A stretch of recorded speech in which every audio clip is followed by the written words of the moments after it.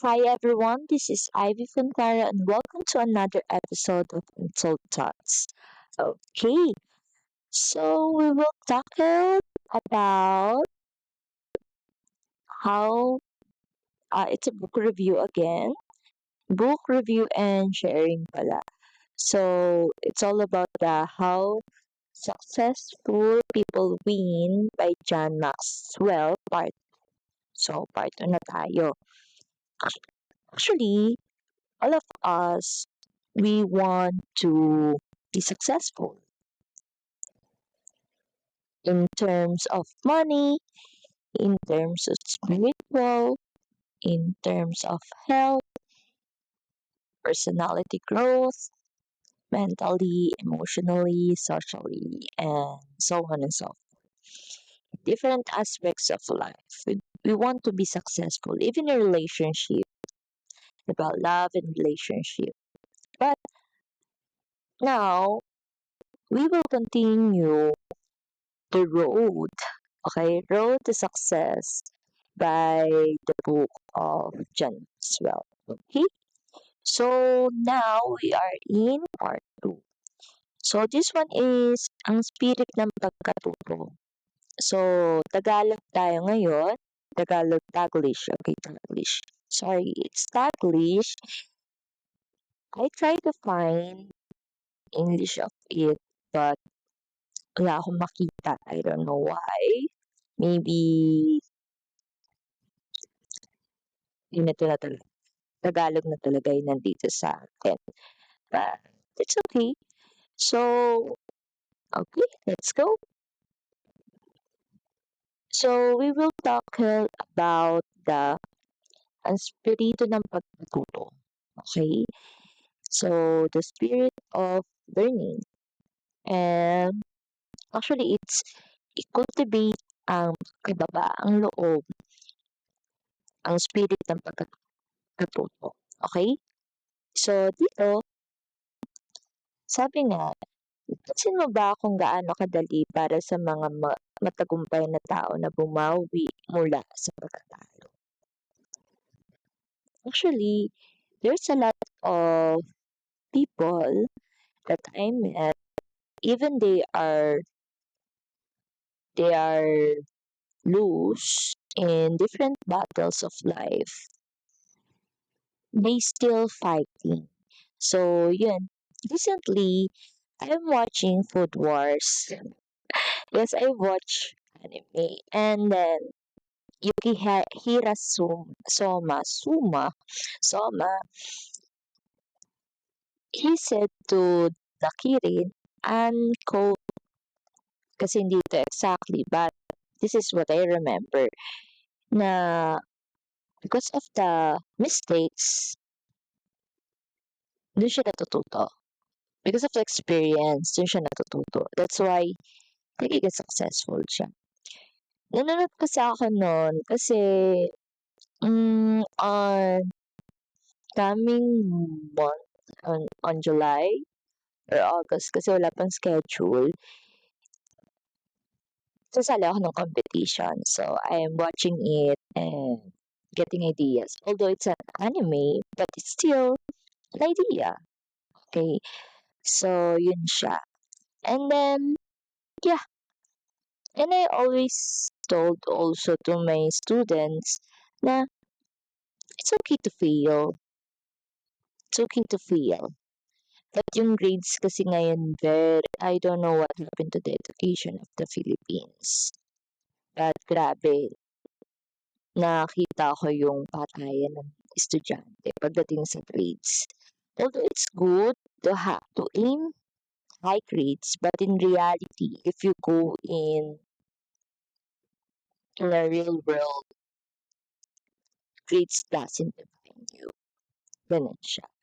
Anyway, yun siya. So, there's a lot of successful people that I've met. They go talaga dun sa ang hirap na makabangon. And if you listen to their stories, magugulat ka na lang, wow, they're amazing. Diba? May inspired ka. And then sabi nga, dito, May dalawang klaseng tao na naniniwala ako na hindi sa timing, social status, hindi ng pagsubok o anumang bagay ang wala sa kontrol nila ang pagkakaiba. Ang kaibahan ay nasa loob.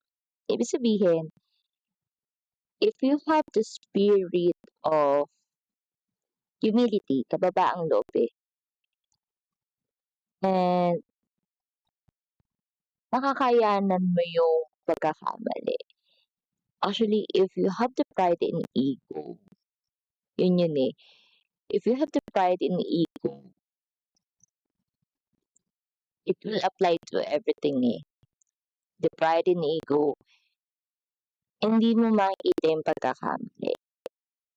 Actually, ako meron. To be honest, especially if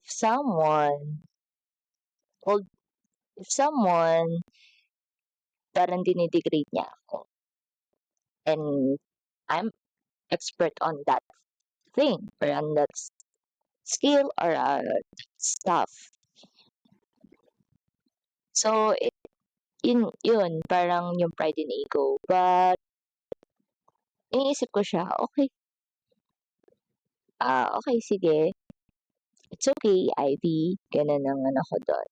And then, I always told to my student and I always apply to myself. Pag nag-i-eager minsan ang pride and ego sa akin. Kasi nga, tanda ako eh. And then, I have this credential. So, alam mo yun, minsan, hindi natin maiwasan yung pride and ego. In my age na 28, di ba? So, yun siya. And pag nangyayari sa akin, I always told myself, and I always told to my student also, na have a, always have a room of improvement. Always be a beginner. Yung always be a beginner, hindi ibig sabihin you're always starting zero na, alam mo yun, hindi ka nagmamature. What I mean is, pag may pagkakamali, and then there's a critic, there's a comment. Kaya nga pag kumakain tayo, or bibili tayo ng ano, there's a reviews. So, there's an evaluation from others and there's a self-evaluation na pwede kang mag-grow. And sabi ko nga, hihimay-himay yun. Hindi naman ibig sabihin na kinriti ka na ng isa at kinriti ka ng isa, ikipagsasabayin mo. Paano magkaiba yung critic ng isa? You need to, ano yun? Balance those critics in order for you to improve yourself. Actually, ang dami. Ang daming ano sa akin. Until now, in my age, in my colleagues, ang dami ko natututunan. Okay, sabi nga, dito din, ang kakayanan nating gumawa ng pagbabagong kailangan para matuto mula sa pagkakamali, pagkabigo, pagkatalo. Diba? If you are willing to learn, there's struggles. Kasi hindi naman madali ang buhay. Okay? So, sa mga nakikinig, I don't know if you are a student, I don't know if you're professional like me, I don't know if you are in age of 40s, but it apply also to us. Kasi it can apply also in the family. Yung spirit o ng katuto or yung kababaang loob din. In what way? Siyempre, unang-una, if in a member of your family told you, ay, Ivy, huwag ka masyadong galitin. Gusto ko magagalit ka naman kasi pinagsabihan ka. Diba? It's ironic, no? Pero, diba, that kind of critics or there's a lot of critics pa na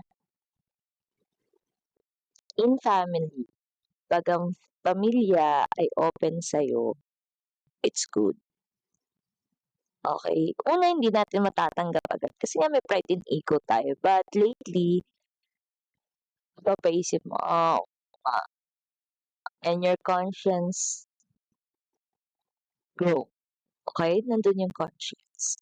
Then you want to do better. So, ganun siya. Okey, ito, sabi nga dito din, ang pagmamataas ay nauuna sa like what I've said, pagiging your pride lead to distraction. So, lahat tayo meron tayong nararanasan na pagsubok differently, okey?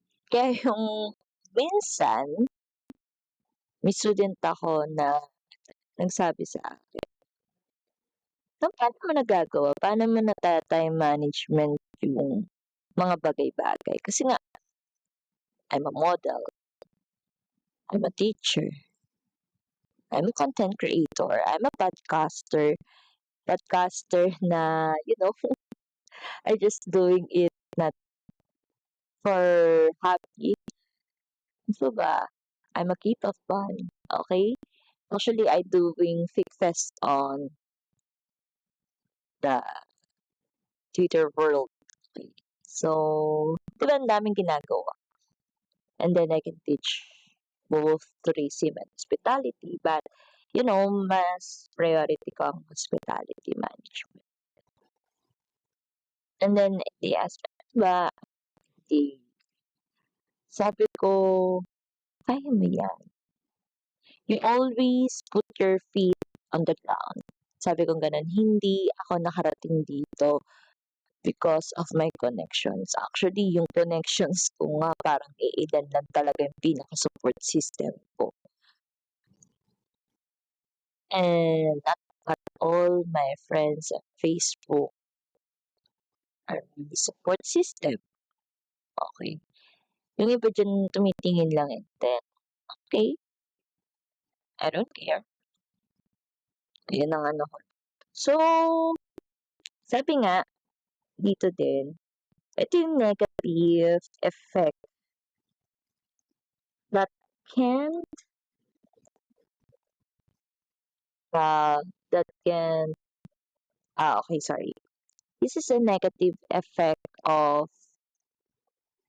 pride, okay? So, isa-isayin natin siya. Number one, paninisi. Blaming others. So, imbes na tanggapin yung responsibilidad, naninisi siya sa iba. Mapagmatas. So, sisisihin niya yung iba pag nag-failure siya. Maraming ganon. Ako, as a podcaster, or kaya talking, hindi ako perfect. Dating yan. Maybe because dumating yan one time sa akin sa sobrang pagod. So, nanisi ako ng ibang tao. And then, after that naman, nag-sorry naman ako. Sabi, sorry, good lang ako. Ha? Diba, ganun ako. Pero alam mo yun, kasi nga konsensya ko yung and then, ganun. Pero, meron iba kasi, maninisi siya and wala siyang pake. Wala siyang pake sa magiging feelings or kaya magiging response towards to that person that he or she blaming. Okay? To the things na ginawa ba talaga ng tao or hindi. Okay? Second, denial. So, sa halip na maging objective at realistic, ayaw nilang harapin ang katotohanan. Denial sila. Maraming ganito, na kahit anong umpog mo na, naalala ko 'to yung friend ko, yung colleague ko. Ay naku, sinabihan ko na siyang red flag yung lalaki. Hala sige, umabot pa ng isang taon, talaga talaga ba? Denial sila. Kasi nga, yung parang sinasabihan mo na sila, "Hoy, ganito, ganyan. Hoy, ganyan, ganyan." hindi sila maniniwala because of the pride and ego. So, yun. Or bulag sila. Okay? Thirdly, third pala. Thirdly, what's wrong? Ang Ivy, third pala, third. Okay, third. Pagiging sarado ang isip. So, close-minded. Ayan, maraming ganito. Being a close-minded person, nagiging defensive sila. At the same time, alam mo yun,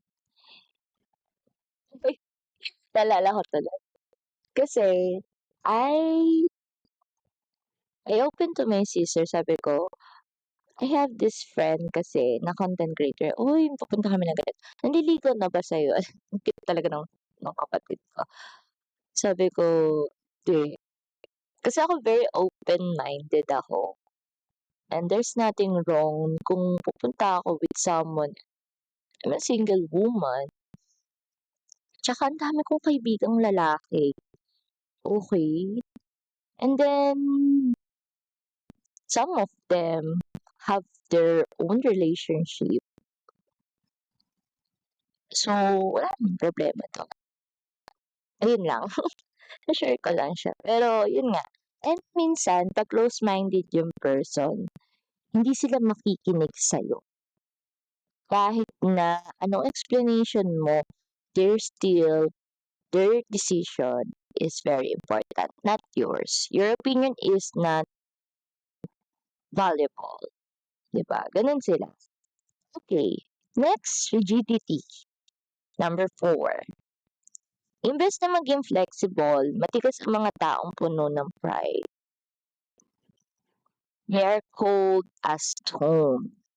O, diba? Ito yung, hindi, ito lang yung gagawin mo. Imbes na pwede namang, ay, pakuha naman ako ng tubig. Yung mamamatay ka na sa init, yung uhaw na uhaw ka na. Hindi. Hindi ko naman trabaho yan. Diba? Parang sa drum. Ba't ko gagawin yan? Ganun. Ba't ko gagawin yan? Hindi ko naman trabaho yan. Diba? They're so cold. And minsan nakakalungkot lang din kasi yung mga ganitong attitude or kaya ganitong mga tao. I know, kaya sila nagiging ganito because may naranasan din sila. And then I hope na hindi natin, kasi yung nangyayari sa atin, although anahin natin yung mga ganyang topic sa susunod, yung nangyayari kasi sa atin, hindi mo naman, kunyari, ginawa to sa'yo, hindi mo naman pwedeng gawin din sa ibang tao. Hindi parehas na kayo. Ganun lang yun. Okay? Next, insecurity. Tinataas ang mayabang na tao ang sarili nila at ibinababaan pa dahil sa insecure sila. Sorry to tell, although I'm a Filipino, meron pa ding tinatawag na crab mentality pa rin sa Pilipinas. I've experienced it. A lot. A lot. As in, sobra. Grabe. Alam mo, one time, ayaw ka nilang mag-grow. Kasi ako, matanong ako, ayaw ka nilang mag-grow. Kaya ako umalis sa industriya din eh. Kasi I met those people na ayaw ka nila grow. And alam mo yun, bumaba ang self-esteem ko because of that. Hindi ko sila sa kanila sinabi. But now, if they listen, they listen. Grabe no, grabe ka naman. Hindi kasi, it's all in the past. Sinishare ko lang siya. So, I'm already moved on. Pero I've experienced it. Yung hindi sila magpapalamang sa'yo. For example, ito eh. For example, you post a product, edi syempre kakaiba siya. And then, may magme-message sa'yo, uy, paano yun? Ay, ito pala.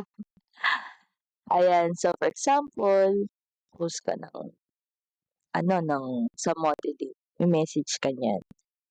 After a long time, hindi ka naman kinakausap niyan eh.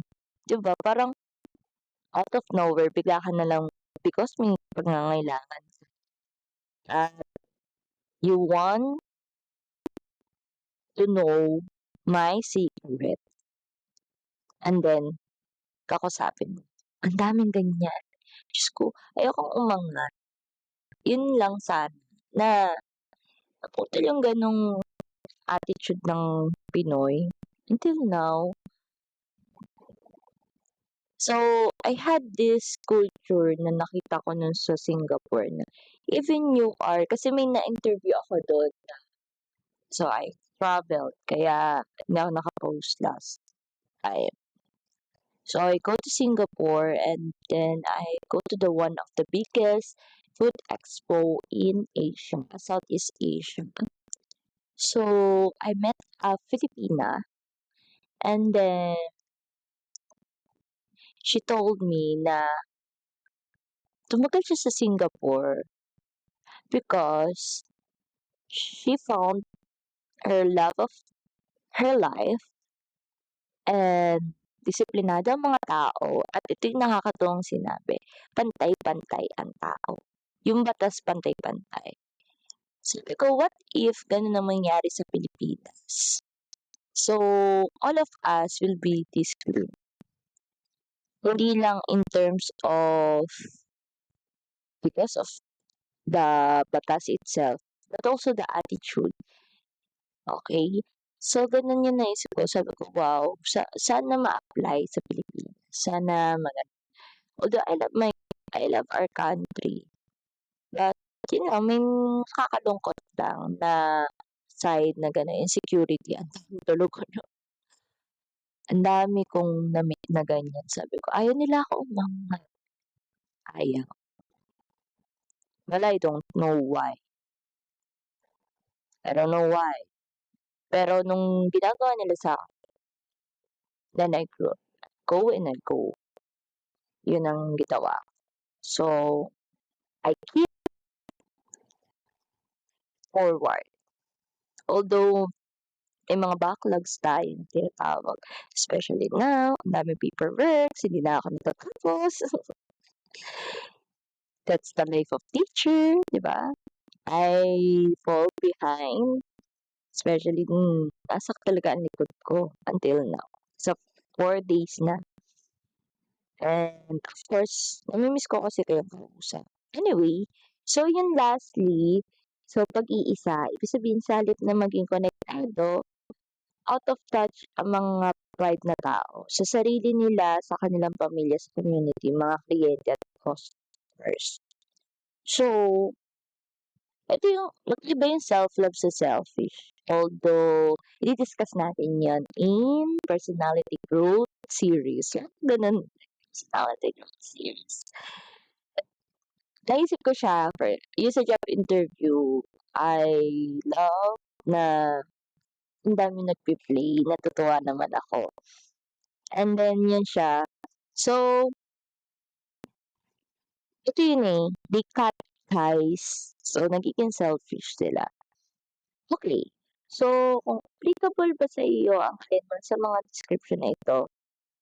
So, nahihiya akong aminin na nung unang mga taon ko sa leadership, wala akong humility and kailangan para mapuno ang ng sarili, spirit ng pagkatuto. Ito yung point of view ni John Maxwell nung leader siya. So, nawala. And I've been leader of the church. Yes, meron. Oo. Kasi may perfectionist ako ng konti. Kailangan, there's a system. Nagiging ganun naman because I don't find any system. So, yun yung sa akin, and then yun nga, na-misinterpret ako, susunod po ako. So, yun ang doon. And then, so, okay, let's move forward. Yun lang. So, competitive ako, competitive. Until now naman, yung pagiging competitive ko naman, natutuwa naman ako sa mga kasama ko ngayon. Na, alam mo yun, natututo ka sa pagiging competitive because of them. In what way? Yung open sila sa'yo. 'di ba? So, sabi nga, kapag may tinalo, ayun nga, ay sorry, 'di pala yun. Ang pagiging humble, yun ang way to have a spirit of pagkatu pagkatuto. So, yun ang ano doon. And then, paano nga nakakatulong ang tamang spirit para lalo kang matuto? So, paano nga? Ito yung mga tips. Wow, tips based on the book itself. Hinahayaan tayo ng humility na magkaroon ng tamang pananaw tungkol sa sarili nating buhay. So, ang kababaang loob ay hindi nangangahulugang mababa ang tingin mo sa sarili. Sa iyong sarili, ibig sabihin nito ay madalang mo isipin ang sarili. Okay? By Ken Blanchard. So, ito yung kinakatakot ng tao na once you pursue of being humble or you have this kind of characteristic of humility in your life, ang akala nila kasi low self-esteem ka na. No. Humility is different of those self-esteem. Humility is that you always put yourself on the ground. Oh, sorry. You always put your feet on the ground even you're aiming high. Kahit napakataas mo na. Yun ang ano doon. Kasi nga, hindi ka matututo. And you are being close. You being blind of your success if you don't have that kind of humility. Kasi pag yun ang nauna sa iyo, hindi mo na makakita yung ibang mas makakatulong pa sa'yo. Okay? Yun ang ano doon. And of course, it will affect those people that you met. Okay? So second, tinutulungan tayo ng humility na matuto at lumago sa kabila na kinakaharap na pagkakaan. Kapag ang mga tao ay humble enough para magkaroon ng malinaw at realistic na pagtingin sa kanilang sarili, kadalasang malinaw at realistic din ang vision nila kapag nakakarap nila ang mga pagkakamali, kabiguan at ibang pang pagkatalo. Like what I've said, ito yung gusto ko yung characteristic ni Yukihira Soma, yung main character ng Food Wars. Ano siya eh, 389. Oh, 389. Basta, ang dami niyang pagkatalo and he never win to his father while they're doing cooking competition. Pero hindi siya nawawala ng pag-asa. He always look for solution. Ang dami actually nakakaano siya, nakakatuwa. And then, alam mo yun, because of that, he also help others na hindi niya napapansin in characteristics. For example, si Megumi na low self-esteem, nagkaroon ng inspire na kaya ko ang sarili ko. Wala si Yukihira Soma. Kasi napansin niya parang lagi siyang sinisave ng main character. Yung isa naman, nagkaroon siya na humility din. Okay? About things, 'di ba? Yun ang galing ng story. And then, even the dorm itself, they look like a family. Even they are just student na iba-iba. And they helping each other because they have different skills. Tapos pag nagsama-sama yun, tapos nagtulungan sila, and they share those skills and ideas without grabbing that skills or kaya hihilain ng pababa. Nagtutulungan sila. Nakakatuwa. Parang ang success ng isa ay success ng lahat. Gano'n siya yung The Polo Star Dormitory, gano'n. And then gano'n siya. So, nakakatuwa din 'yan si Yukihiro Song. Panoorin niyo 'yun, Food Wars. Although matagal na 'yun, and then if hindi kayo nanonood ng anime, try niyong panoorin. Medyo ano nga lang 'yun, may explicit na something. Kasi 'pag nakakatikim sila ng pagkain, siyempre anime, medyo OA something. Alam mo yun, nagsi-strip off yung damit. Pero hindi naman nakikita yung ano talaga, parang alam mo yun, may gano'n yung OA. Kasi nga 'pag nasasarapan sila sa pagkain, 'pag they hit the umami taste of the food, gano'n siya. So, ito nga, sabi natin dito madalas, pinakamagaling na teachers natin sa pagkakamali is yung pagkakamali natin. Kung willing tayong aminin na ang mga ito at matuto mula sa kanila, okey? So, yun nga, if self-reflection, yan yung pinaka-bottom line, okey? And then next, number 3, hinahayaan ng humility na bitawan natin ang perfection at patuloy na sumubok. Yun nga, tulad nga ng sinasabi ko, I have this kind of red flag attitude na perfectionist. May gano'n ako dati, sobrang perfectionist ko. Kaya siguro din naiisip ko din, siguro kaya ayoko din sana ng ibang tao because of that attitude. Ang akin lang kasi, tawag dun, meron kasi akong ganitong perspective na ayokong matalo, 'di ba?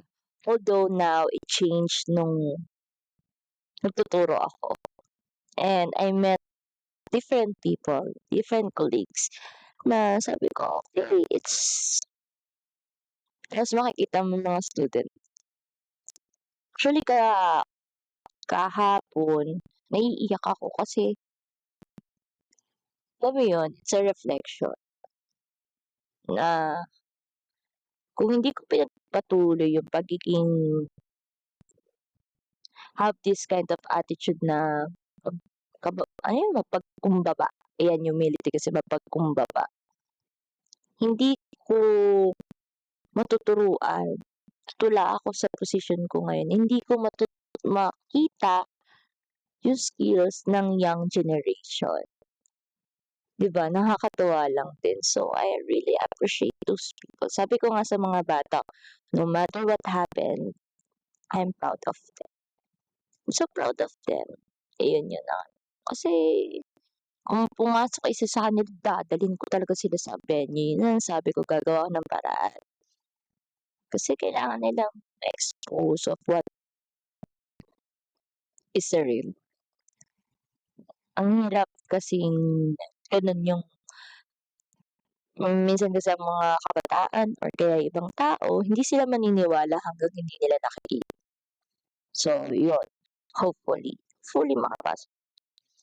And then, actually, imperfection, sabi nga ni Bertolt Brecht, ang hirap ng banggitin pala, bingkatin, ano ba yan, banggitin. Ang katalinuhan ay hindi kawalan ng kamalian sa paggawa, kundi ang agarang pagtingin kung paano gagawing mabuti ang mga so you learn from your mistakes, 'di ba? Pag iba kasi ang wisdom sa wise person. Ay, iba ang wisdom sa wicked. Okay? That's why when you're praying and you do prayers, lagi kong give us wisdom to kasi iba yung wisdom. Ibig sabihin, you have that kind of judgment, right judgment to different people. Even hindi mo siya kilala talaga. But, if you have that kind of wisdom and you ask for God for right wisdom, medyo you have that kind of judgment eh. You have that decision to that person, which is, it will help him or her to grow. Ayan, tumunog na yung cellphone ko. Gulat din ako. Or, ang isa pa doon, ano yun? Wala tuloy ako, tumunog yung phone.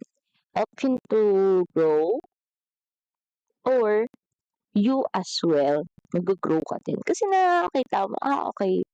May possible kasi na nangyayari sa isang tao na pwede mangyari sa'yo.